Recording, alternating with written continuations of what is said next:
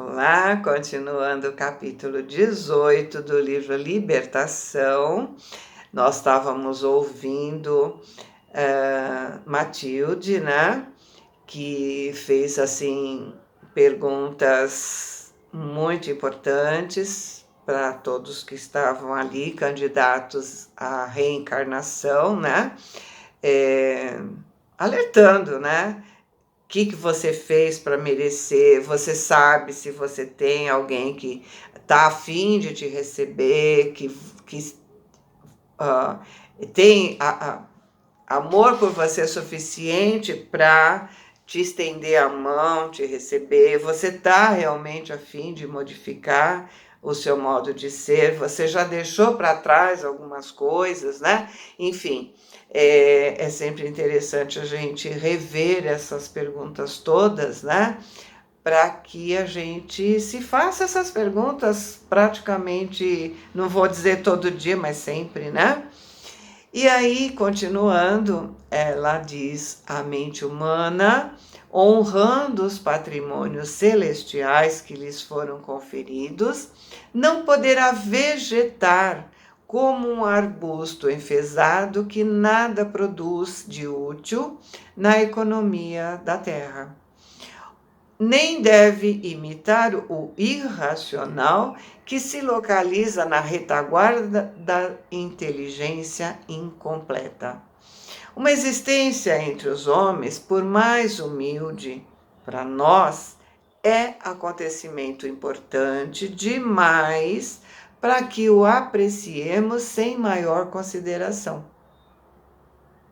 Todavia, sem abraçar a noção de responsabilidade individual que deve marcar o nosso esforço de santificação, qualquer empresa dessa ordem é arriscada, porque em nosso aprendizado intensivo, na recapitulação, cada espírito segue sozinho no círculo dos próprios pensamentos, sem que os companheiros de jornada, com raríssimas exceções, conheçam as suas esperanças mais nobres e lhe partilhem as aspirações dignificadoras.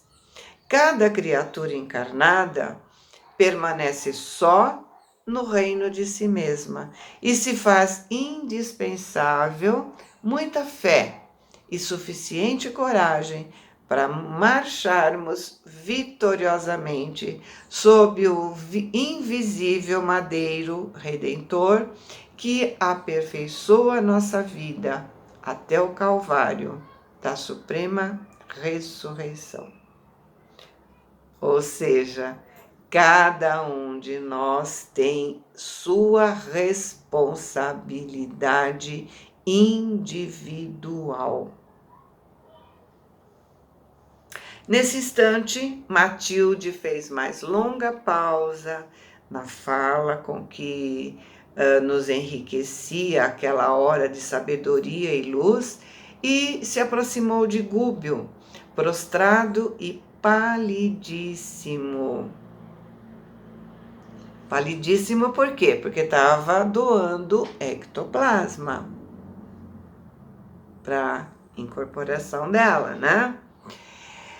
Afagou-a, bondosa, com palavras de agradecimento e, em seguida, como se desejasse quebrar a feição de solenidade que a sua presença imprimiu na nossa reunião, dirigiu-se com acento carinhoso aos ouvintes, rogando-lhes que se pronunciassem acerca dos projetos acalentados para o futuro. Vozes de gratidão se elevaram comovidas. Um cavalheiro de olhos fulgurantes se destacou e foi claro na sua consulta. Ele disse gravemente: grande benfeitora, fui duplamente homicida na derradeira romagem terrestre. Respirei muitos anos no corpo carnal como se fosse a pessoa mais tranquila do mundo, apesar de trazer a consciência enegrecida de remorso e as mãos enodeadas de sangue humano.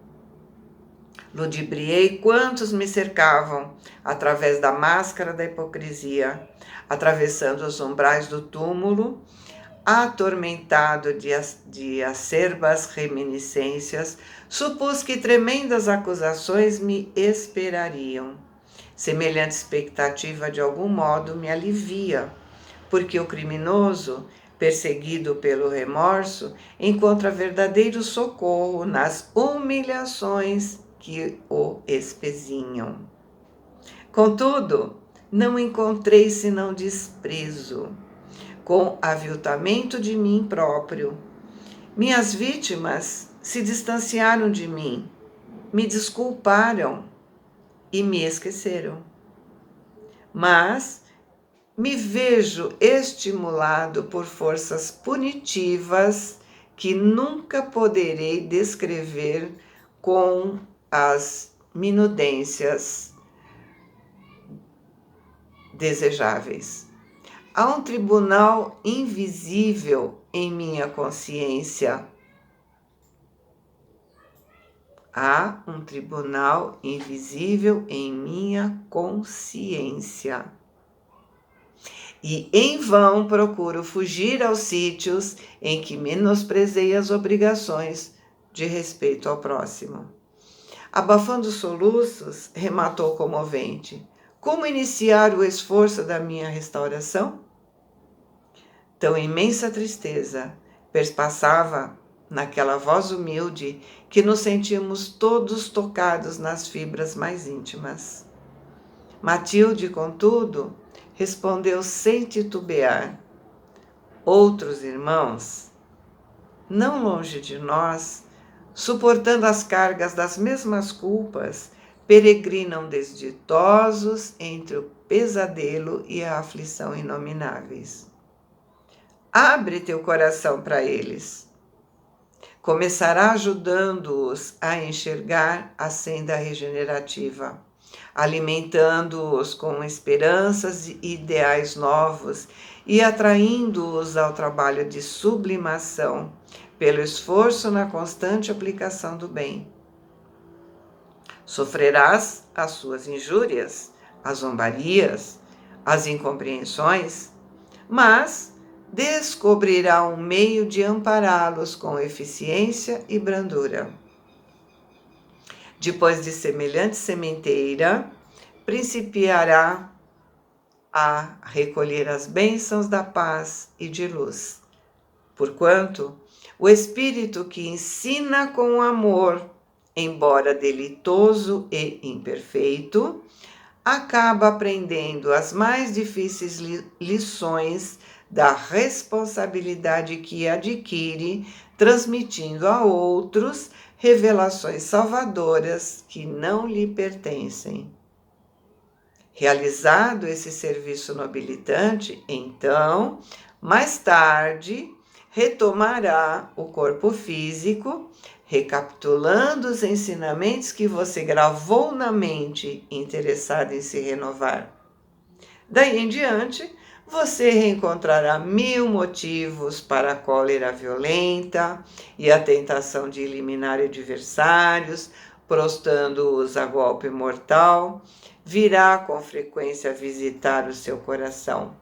Porém, se souber, sobretudo, se quiser vencer os próprios impulsos destrutivos, quando te encontrar em plena e abençoada luta na esfera do recomeço, ou seja, na reencarnação, né? Plantando amor e paz, luz e aperfeiçoamento ao redor dos teus pés, então terá demonstrado o aproveitamento real e efetivo das dádivas recebidas e se revelará preparado para a maior ascensão. Então, a pior dor é cometer um erro e ao encontrar sua vítima e saber que ela perdoou, né? É o caso dele. É preciso aprender com o erro. Quando você passar pelas mesmas situações com outras pessoas e tendo aprendido a agir no amor, conseguirá vencer seus impulsos destrutivos. Então, olha o que ela fala, né? Você passou por essa experiência, você sabe o que é, você sabe que você não é o único, existem trocentos aí na mesma situação. Já que você enxergou, faz com que essas pessoas também enxergam. Isso vai te ajudar, né? A gente sempre diz, né? Quem ensina é quem mais aprende. E é claro que quem ensina está precisando aprender. Bom, antes que a emissária pudesse imprimir novo brilho ao ensinamento, chorosa mulher recorreu ao seu conselho, exclamando humilhada: Grande mensageira do bem, confesso aqui minhas faltas diante de todos e peço roteiro salvador. Enquanto encarnada, nunca fui punida pelos meus excessos no abuso dos sentidos. André Luiz sempre é muito sutil, né? Provavelmente, na linguagem de hoje, nós diríamos que ela era a mulher da vida ou qualquer coisa assim, né? E ele diz abuso dos sentidos. Possuí um lar que não honrei, um esposo que depressa esqueci e filhos que afastei deliberadamente do meu convívio para gozar a saciedade, os prazeres que a mocidade me oferecia. Meu transviamento moral não foi conhecido na comunidade em que vivi, mas a morte apodreceu a máscara que me ocultava, né, aos olhos dos outros e passei a experimentar horrível pavor de mim mesma.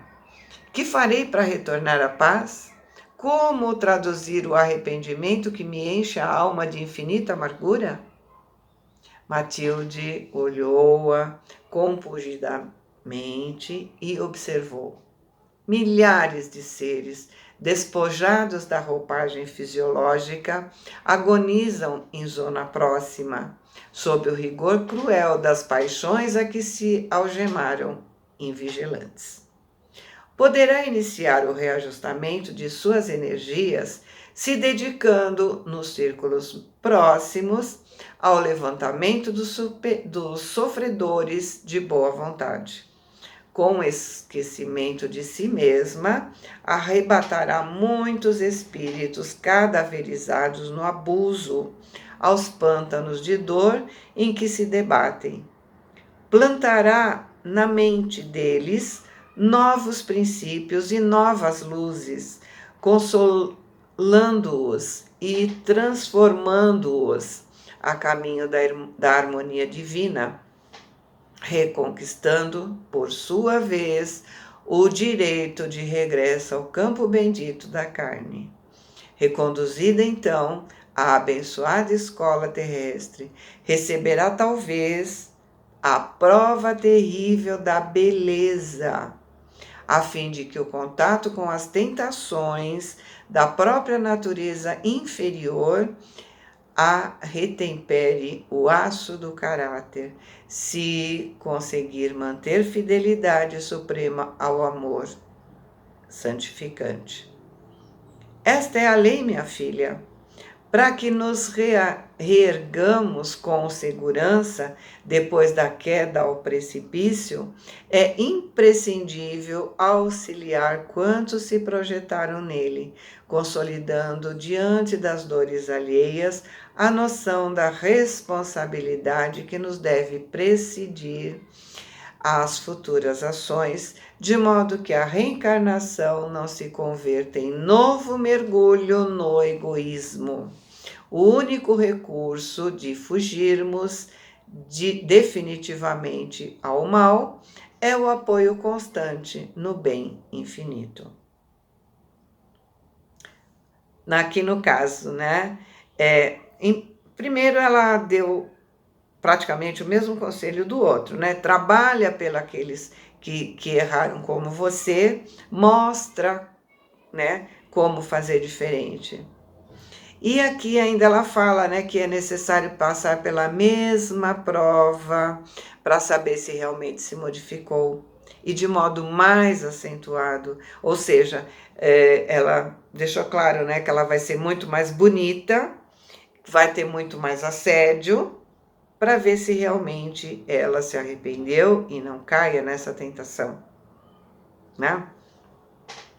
A benfeitora imprimiu ligeira interrupção ao verbo generoso, espraiou o olhar na assembleia que a ouvia expectante e concluiu: e que nenhum de nós admita o acesso fácil aos tesouros eternos tão somente porque atualmente nos vejamos libertos das cadeias beneméritas do corpo da carne.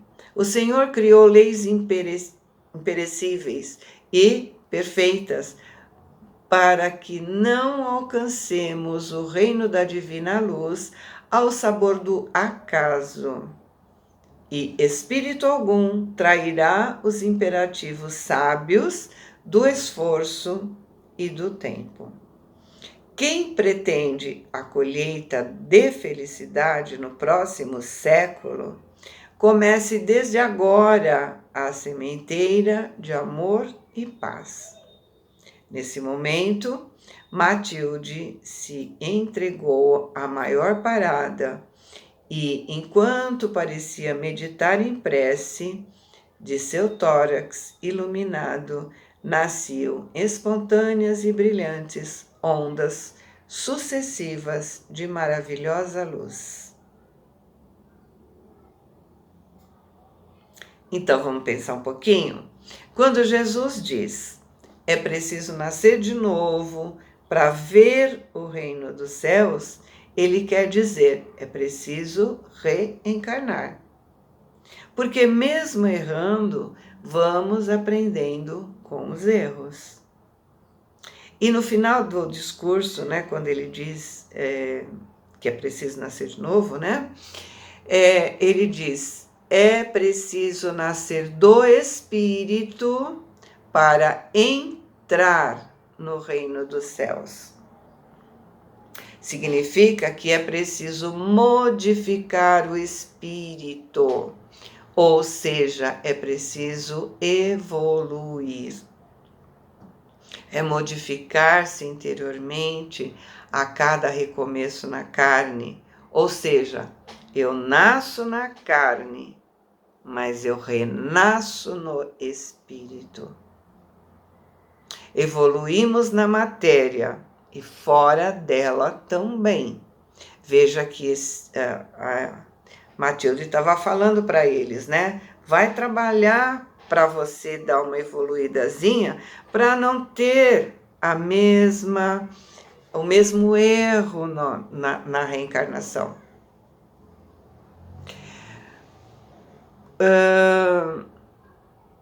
Veja André Luiz, né? No nosso lar, até aqui, nós lemos quantos livros? Nós lemos o Mensageiros, Obreiros da Vida Eterna, Os Missionários da Luz, e agora nós estamos nesse, né? Quanto que ele aprendeu, quanto que ele se modificou. Quando ele reencarnar, né, ele trará toda essa bagagem. Ele é um ser diferente daquele que fica descansando, esperando a oportunidade da nova reencarnação, sem aprender nada. Ele poderia ter feito isso. Foi opção dele se modificar, aprender, trabalhar. Quando propuseram trabalho e aprendizagem para ele, ele imediatamente aceitou, se dedicou e já está, né? Ele já deixou de ser aprendiz para começar a agir. O espírito só é sábio depois que ele passou pela experiência, depois que ele aprendeu. Não basta a teoria, é preciso sentir a experiência, vivenciar. Ninguém aprende com a experiência do outro, né? Nós estamos vendo as experiências dos outros, Mas o que nós estamos fazendo com essas experiências? Nós estamos nos modificando? Nós estamos prestando atenção no nosso dia a dia para ver se nós não estamos fazendo aquilo e fazermos diferente, né? Não basta teoria, é preciso sentir a experiência, vivenciar. Ninguém aprende com a experiência do outro, né? Voltamos a repetir isso. Não aprendemos só com leitura. Nós aprendemos nos modificando. Aprendizado não é transmissível, não é vírus, não transmite. Aprendizado é pessoal e intransferível. Só se transmite conhecimento, informação. Ok? Boa semana. Fiquem com Deus. Amo vocês.